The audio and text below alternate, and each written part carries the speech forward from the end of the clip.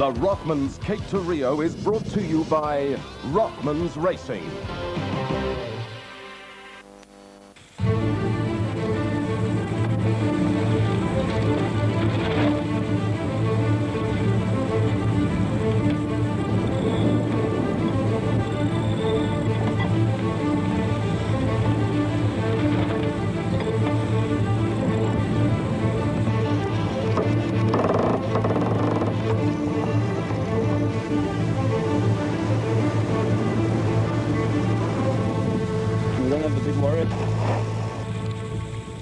Rio, with a towering statue of Christ on Corcovado, presides over a diverse culture and extreme contrasts with lush jungle and hilltops, cradling the famous white beaches, where most of this colorful Brazilian population rubs shoulders to escape the city's steamy summer heat. The city gyrates and comes to life much later in the day, and a mid-afternoon rejuvenating siesta provides a seemingly endless source of energy, teamed with an intuitive sense of rhythm, and of course a feather or two. This sets the atmosphere for the vibrant nightlife. Brazil is a land that has had its ups and downs, and both the extremely rich and extremely poor seem to be oblivious of each other and rub shoulders in a harmonious way. The Rio de Janeiro Yacht Club is tucked away in one of the quieter parts of the city and is one of the few places set aside only for Rio's elite. It will provide the hospitality for the international yachting fleet, who after weeks at sea would look forward to the club's civilized and salt-free facilities. No less a city of contrast is Cape Town, tucked away at the foot of Table Mountain, arguably another of the world's most beautiful cities. It's a land where the sunshine reflects on the broad smiles of the diverse population.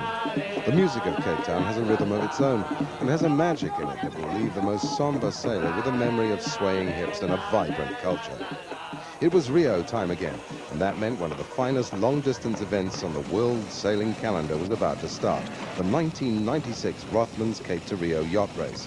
It was in the middle of the warm Cape summer that the Royal Cape Yacht Club was bursting at the seams with activity, and with just hours to go before the 3 o'clock start, last-minute challenges still had to be made. May the best woman win. Good day and welcome to the Rothmans Cape to Rio race. As if getting the boat ready were not enough, competitors had to deal with the task of farewells to friends. For some, this didn't look too difficult. But for families and supporters, however, it would mean weeks of hope and perhaps despair. Some would miss mucking about with Dad, and others would dream of the boys at the pubs sipping their ice-cold beers. Amongst all the cheer and hype, there was still the most important thing to pack. Crossing the Atlantic can be tough on the palate. A good meal can rev up a tired crew, and it's always something to look forward to. It's hot out there, and fresh food can perish quickly, so the hardiest of produce is chosen and packed at the last minute. Being at sea can be thirsty work, and it's important to pack in enough carbohydrate and other liquids to fight off the effects of the harsh sun and crusty sea salt. New Year hangovers were quickly forgotten when, on the 2nd of January, there was a special farewell for the first of the yachts to leave Cape Town. The smaller boats in the 55-strong fleet have little chance of keeping up the pace of the larger yachts due to their sail size and weight. So the race committee had allowed them to get a special start of their own, 5 days before the main start. Just 8 boats were eligible for this part of the race, giving them a head start in the challenge to reach Rio before the cutoff time of 3 p.m. on Friday the 2nd of February. Otherwise, they would be disqualified from the race. There was only a light breeze to set the boats off, but after a few minutes of drifting, Cape Town's notorious southeaster gave them a helping hand.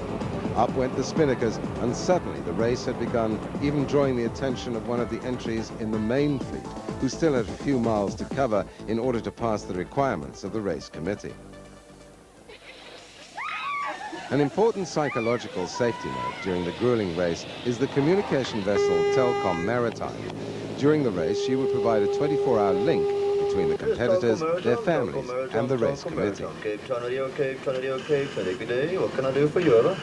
It would be their job to handle emergencies, monitor safety frequencies and navigation warnings, as well as to feedback race positions directly to the race committee via the Telkom radio station in Cape Town, allowing the organisers to provide up-to-the-minute coverage on the yacht's progress.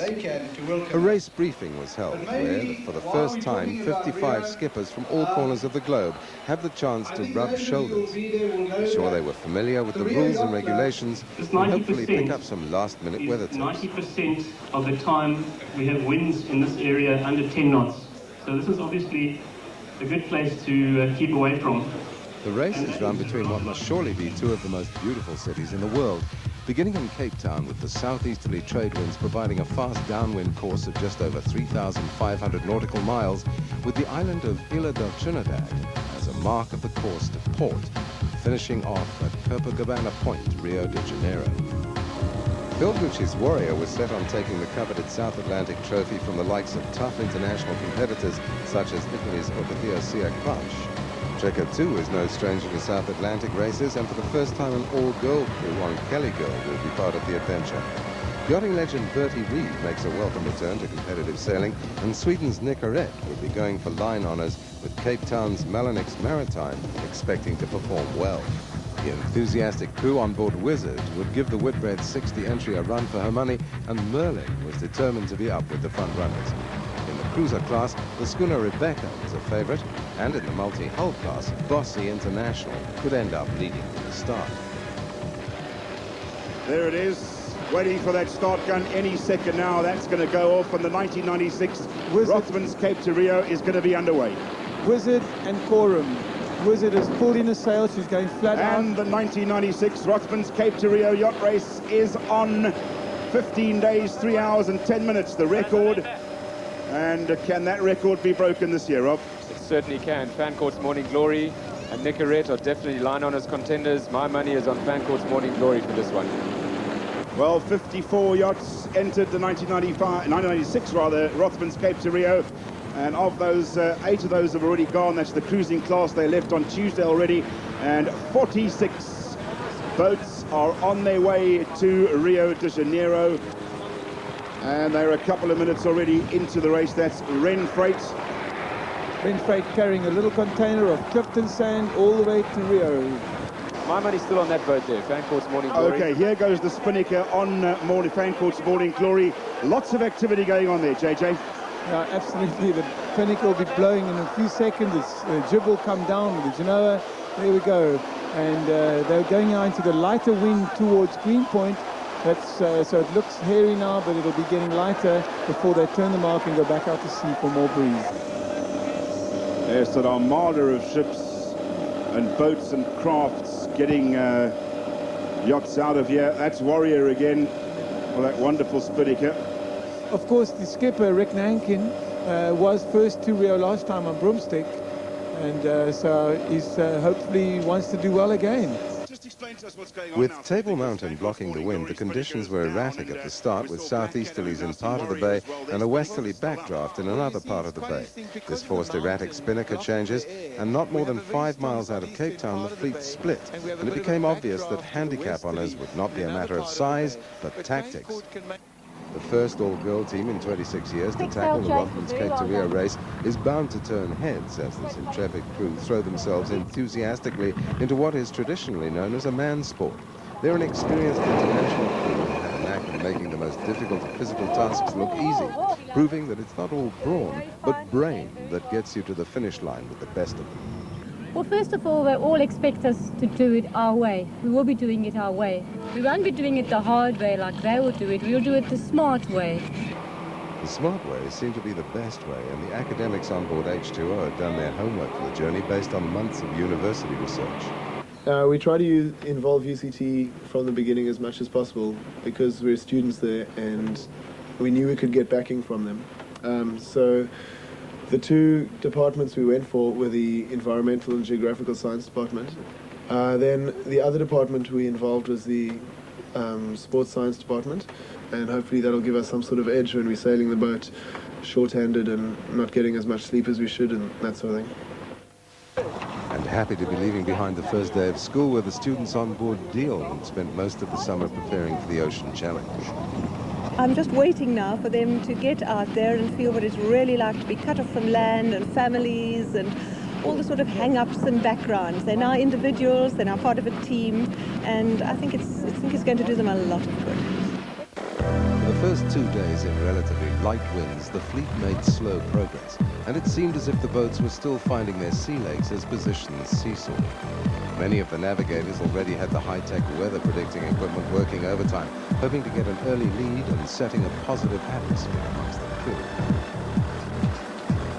Rick Nankin's Warrior chose the more traditional northern routing, which in the beginning gave him the edge in handicap honours, with the rest of the fleet heading out on a more westerly routing, taking advantage of prevailing wind conditions at the time.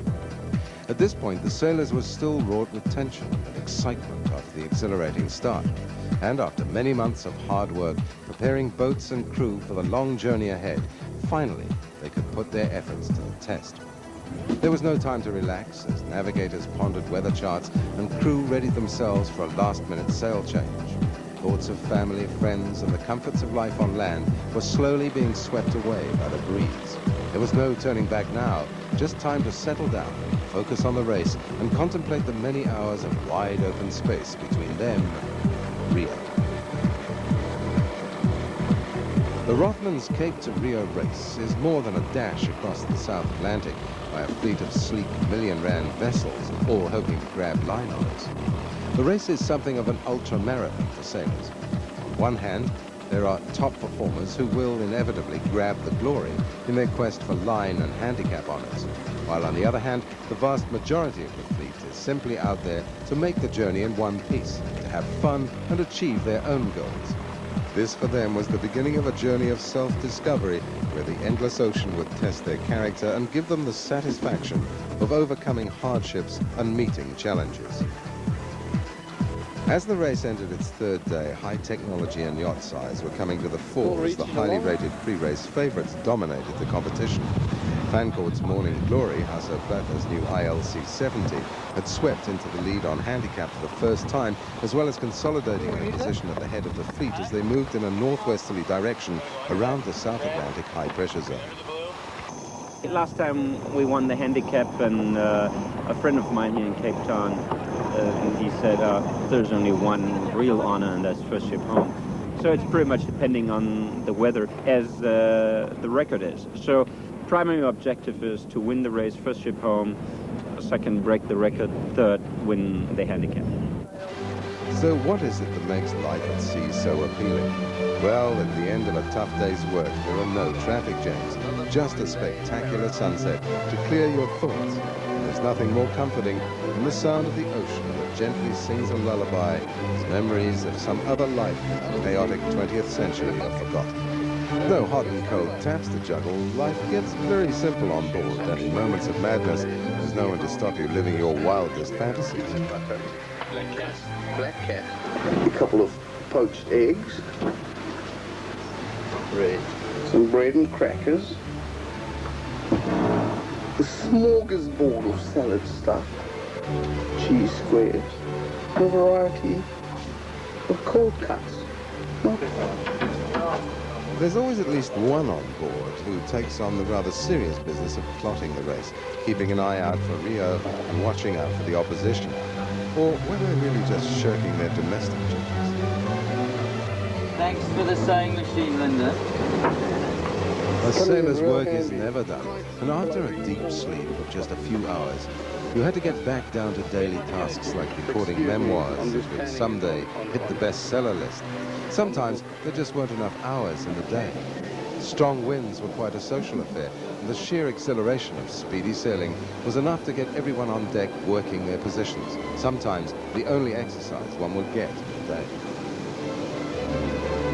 Merlin's crew were jolted back to reality when one of the yachts appeared on the horizon. This, they had to remind themselves, was a race. While some boats chose not to fish as the line drag could slow the boat down, the crew on Dudley Dix's Black Cat took advantage of the seafood smorgasbord below them to accompany the other galley surprises. Smells of home-baked goodies would have the crew rushing to the galley for a slice of fresh, warm bread. Wow, look at that. This is a short fin tuna. short fin, getting shorter by looks of it. Besides the laundry, one of the most important parts of the day's routing, if calculated correctly, could lead to some exhilarating sailing. 20.2, 20.4, 20.6. Competitive sailing can be a costly business, both in time and funds. Many months of preparation had gone into Italy's Ocatia-Siak bunch, which sometimes needs to be shipped to the most remote locations for the start of the race. She's a dark horse in this event, and skipper Andrea Scarabelli has had her on the most northerly routing of all, costing him dearly in terms of distance to Rio. The Dolphins seemed to approve of the route, however, and were intent on guiding the Italian entry to the finish line. Although it looked like lots of fun in the sun, for the serious front-runners like Audio Vision, there's a nail-biting series of decisions to make. There's no restrictions on the type of high-tech electronic aids carried aboard. Sextant navigation was now a thing of the past. As well as testing the skills in seamanship, there is the duel of wits in reading the best of the elements. Added to the technical battle is learning to make life at sea as comfortable as possible. A good meal and a rejuvenating saltwater bath can get you off to a good start. Every now and then, however, there was a little reminder of what they'd left behind. So, are we going to open it? Yeah, man. You can bring a tear to a man's eye with his children. Okay, let's go now. Why not? Big men can cry. Oh, I can cry about this weather.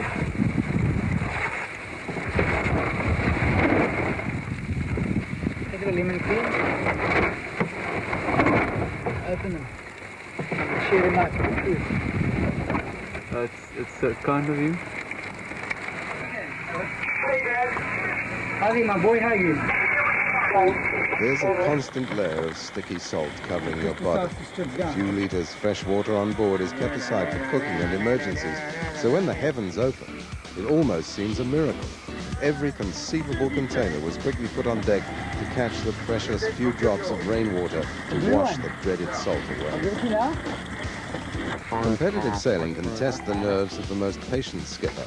Not only does he have to deal with crucial route planning, but at any moment he can fall prey to Mother Nature. It's been hard for the last 3 days.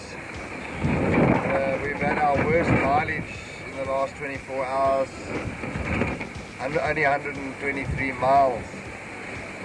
Okay, but I mean, basically it's affected everybody in the fleet, but probably us more so because of the more southerly route we took yesterday. But the reason we took that southerly route yesterday was hopefully to get more wind towards the island for the next 3 or 4 days. There was still 1,000 miles to go to Rio, and IMS class race leader Fancourt's Morning Glory was caught in the frustratingly light winds. These yachts were so close together that all the stops would be pulled out in an effort to finish first and perhaps even break the 15-day record. This would be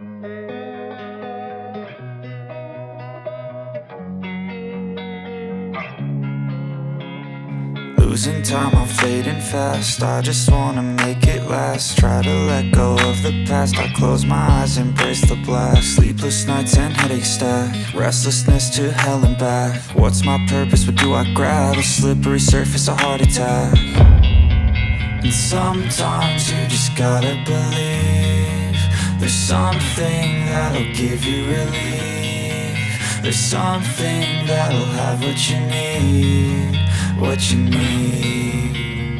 We're broken, it's tragic. We're not all elastic, but maybe there's magic. on handicap being confidently swept up by Hasso Plattner's Morning Glory. A bigger, faster Morning Glory continues her quest in the 1996 Rothmans Cape to Rio race to take line and handicap honors. She was the first boat around Isla del Trinidad 12 days into the race. After 3 days of virtual standstill, the tension on board was running high. Thanks to a hefty mileage early on in the race, she's still 82 miles clear of Nicorette. Lotte Ingvall had pushed the Swedish entry 20 miles closer to Fancourt during the windless period, hoping they would not find the same parking spot as Plattner. The top 5 boats should have passed the island in the next 24 hours, and if the winds pick up, There would be a mighty battle as the line honours contenders raced the final few hundred miles to Rio. Rick Nankin's Warrior, with just over 900 miles to go, was proving to be the most consistent vessel throughout the race and had once again moved to the top of the table 12 days into the race. Lying fourth was Jan Riover's Wizard, which was extensively modified for the race. She now had a new keel, new larger sails, an additional 1 meter of boat length, and had lost 1.5 tons of weight, making her much faster with better handling. Orchidea Siak Bunch was sailing steadily and maintaining fifth of actual and third on handicap positions. Andrea Scarabelli and his crew have looked threatening all week, having followed a more northerly routing than the other top contenders. It seems as if the tactic of chasing the stronger winds away from the South Atlantic high-pressure zone has paid off. There's a sigh of relief as the first sight of land in almost 2 weeks appears on the horizon. This is Isla de Trinidad, and for the tired crew, it's like arriving home after a tough day at the office, and it's enough to lift the spirits and remotivate a crew who've been concentrating around the clock. A celebration's in order, and a new bout of energy prepares the crew for the run down the home stretch to Rio. Whoa, how dirty.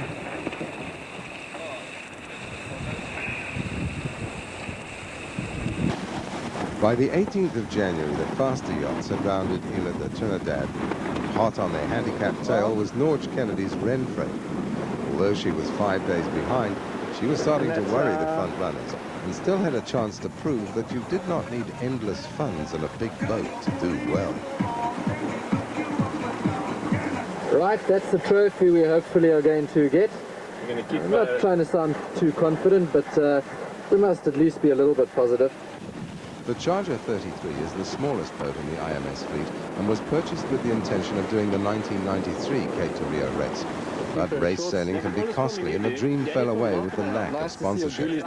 Then her Irish luck stepped in when Renfrew threw Irish Mist as their boat in another regatta. Skipper Norge Kennedy has not looked back since. So with just a few miles left after 3,500 miles of a vast ocean crossing, the sailors would welcome the sights, sounds and solid ground of Rio de Janeiro. The Brazilians are world famous for their celebrations, and the arrival of the fleet would inspire the Rio Yacht Club to prepare a feast of food and fun for the competitors and spectators. It was now the organizers' turn to feel the excitement as Morning Glory was due to cross the line in the early hours of the morning. And finally, after 14 days, 14 hours and 52 minutes, Dr. Hasso Plattner achieves his Morning of Glory in the 1996 Rothmans Cape to Rio race. What better way to spend a birthday?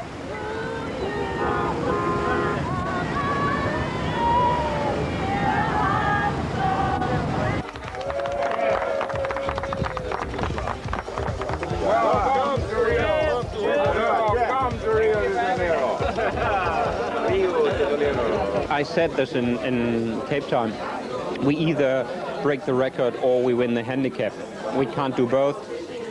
If it's a fast race, one of the other boats should be close enough to us, and that's Warrior. Warrior is too close, and I don't wish them bad luck. If the wind dies now outside Cabo Frio, then we might win. Nicorette, who may have had a chance at line honours, crossed the line second, completing the distance in 15 days and 8 hours. Warrior's last day was her best. She covered 160 miles in 12 hours and was now leading the handicap honours. Chasing them down in a dash to Rio was Orchidea Siak Bunch, who suffered a cruel blow during the night. Scarabelli had sailed immaculately and was one of the class acts of the competition. However, the weather gods robbed him of victory when an evening thunderstorm swept across Rio, leaving in its wake a dead calm and a disappointed crew who were only happy to have finally crossed the line. Lying just a few miles behind Orchidea was Wizard. They too had been waiting for the finish line for over 2 weeks. With the finish in sight, the crew were devastated by having to spend the entire night on the steamy, hot and windless Atlantic. Only one yacht remained to challenge Warrior's position. Renfrew needed to average 5,5 knots to take the lead, and for the last 24 hours she'd managed 5,75, a nail-biting weight for Warrior. Spectacular tropical thunderstorms often added to the tension of the race. To take home the most sought-after prize of the event, the Rothmans Sailing Trophy. And finally, after 22 days, 10 hours and 59 minutes, Ren Freight crossed the line to clinch the handicap. In a display of sportsmanship, Warrior sailed out to congratulate the crew on a fine victory.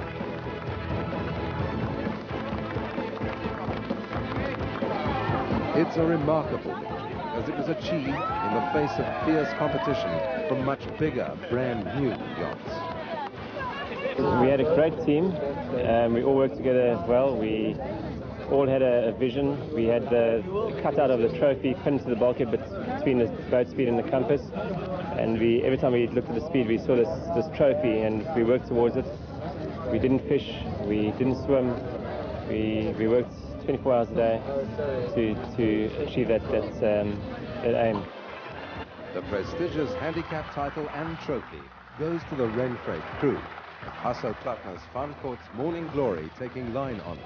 But what else besides first place is there? The stars, the friendship, the team, the camaraderie between the boats. I mean, I don't know if you hear the radio chatting going on, but anybody has a problem and there are like 40 boats wanting to give advice.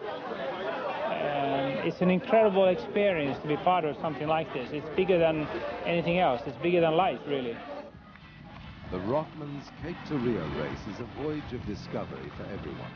Discovery of the wonder of an uninterrupted expanse of ocean, the thrill of seeing a dream happen, and the beauty of Rio appearing over the horizon.